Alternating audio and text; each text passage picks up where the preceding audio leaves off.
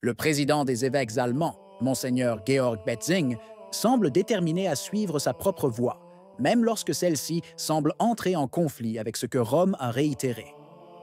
Face à ce défi, les paroles du pape ne suffisent plus à apaiser les tensions. La question devient alors inévitable. Combien de temps faudra-t-il avant que l'unité de l'Église ne soit véritablement brisée? Restez avec nous jusqu'au bout. L'ouverture de l'Assemblée des évêques allemands à Fulda s'est immédiatement transformée en un champ de bataille doctrinal qui ne peut passer inaperçu. La question des soi-disant bénédictions pour les couples irréguliers, promue et fermement défendue par Monseigneur Georg Betzing, président de la conférence épiscopale allemande, a une fois de plus ébranlé l'unité de l'Église universelle. Ce qui, à première vue, pourrait sembler une simple initiative pastorale locale, représente en réalité un signe inquiétant de rupture avec l'enseignement constant de Rome. Ce n'est pas la première fois que l'Église allemande s'engage sur des voies divergentes. Il suffit de rappeler que depuis des années, le soi-disant chemin synodal produit des documents et des propositions qui suscitent de profondes critiques et des accusations de distanciation par rapport à la doctrine catholique. L'affaire Fulda n'est donc pas un épisode isolé, mais une étape supplémentaire d'un processus qui, s'il n'est pas corrigé, risque de pousser des communautés entières vers un schisme généralisé. C'est là toute la gravité du moment. Il ne s'agit pas seulement d'opinions contradictoires, mais d'une remise en question de l'obéissance au pape et de l'enseignement de l'Église. Poursuivre dans cette voie mènera inévitablement à des divisions et des clivages, dont les conséquences ne peuvent être sous-estimées. Dans son discours d'ouverture, Monseigneur Georg Betzing n'a montré aucun signe de recul. S'adressant à l'Assemblée de Fulda, il a fermement réaffirmé qu'il n'y avait aucune raison de suspendre les cérémonies de bénédiction introduites en Allemagne.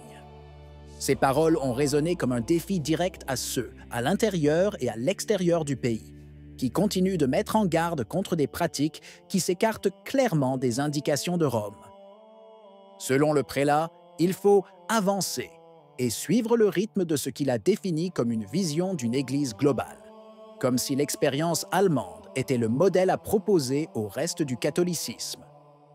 Cette position n'est pas accidentelle, mais le résultat d'une ligne bien précise: donner la priorité aux besoins locaux, revendiquer une sorte d'autonomie pastorale qui entre inévitablement en conflit avec la tradition commune. Le choix de présenter les bénédictions comme un geste d'accompagnement et de proximité pastorale vise à désarmer les critiques, mais il ne peut effacer la contradiction évidente avec ce que le magistère a réitéré à plusieurs reprises. Dans ce contexte, les mots de Betzing n'apparaissent pas comme de simples considérations, mais plutôt comme un manifeste programmatique qui pourrait marquer une fracture qui sera de plus en plus difficile à guérir. Les déclarations de Monseigneur Betzing ne peuvent être pleinement comprises sans rappeler ce qu'a déclaré récemment le pape Léon XIV.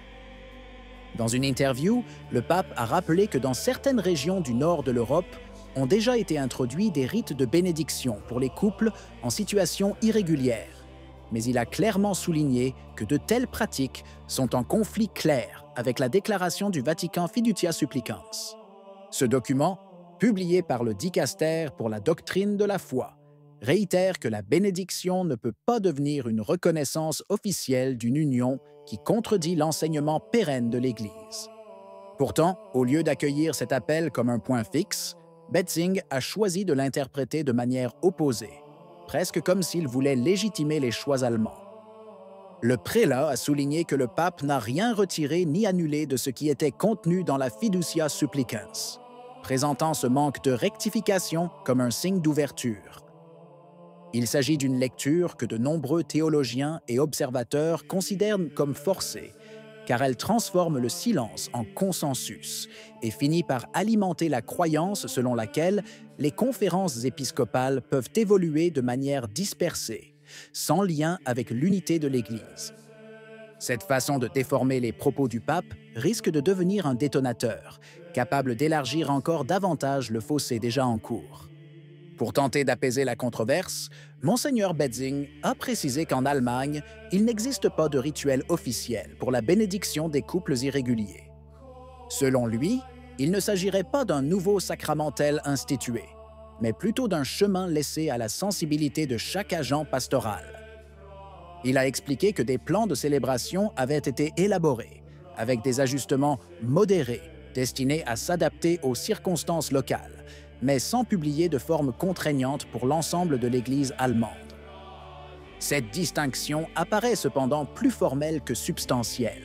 Accorder aux pasteurs la liberté d'organiser de tels rites revient à les autoriser et à les normaliser, créant ainsi une pratique parallèle qui se consolide au fil du temps. En d'autres termes, ce qui n'est pas défini comme officiel risque de s'enraciner comme une coutume et peut facilement passer d'une pratique locale à une tradition reconnue.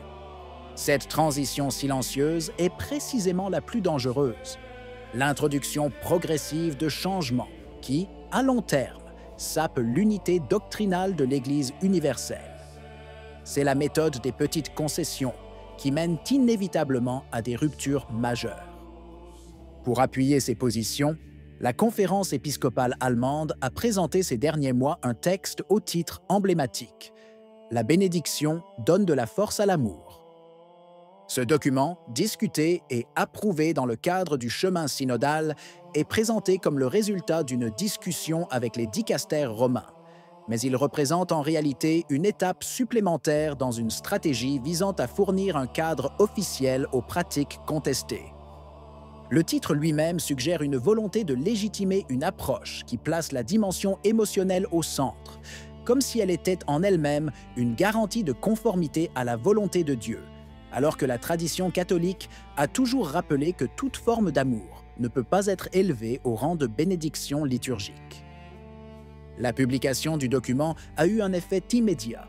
D'une part, elle a renforcé ceux qui, en Allemagne, réclamaient un changement radical de la discipline ecclésiastique. D'autre part, elle a suscité de sérieuses inquiétudes dans le reste de l'Église, qui voit dans ces ouvertures une tentative de forcer le rythme et d'imposer une sorte de fait accompli au pape et au magistère. Si le document n'est pas clairement réduit, il risque de devenir le manifeste d'une « Église nationale » qui procède selon ses propres règles, en contradiction avec l'universalité catholique. C'est précisément dans ce contexte que nous attendons du pontife une parole claire et décisive, capable de dissiper tout malentendu. Car s'il est vrai que la patience pastorale peut servir à gagner du temps, il est également vrai que lorsque la vérité n'est pas défendue ouvertement, les espaces laissés vides sont remplis par des initiatives arbitraires qui, pas à pas, sapent l'unité. En réalité, derrière cet équilibre apparent, l'Église avance sur une ligne de fracture fragile qui pourrait se transformer en schisme. Et c'est précisément le spectre qui plane aujourd'hui sur Fulda, l'Allemagne et le monde catholique tout entier. Qu'en pensez-vous? Si vous avez aimé la vidéo, laissez un commentaire. Amen. Que Dieu vous bénisse.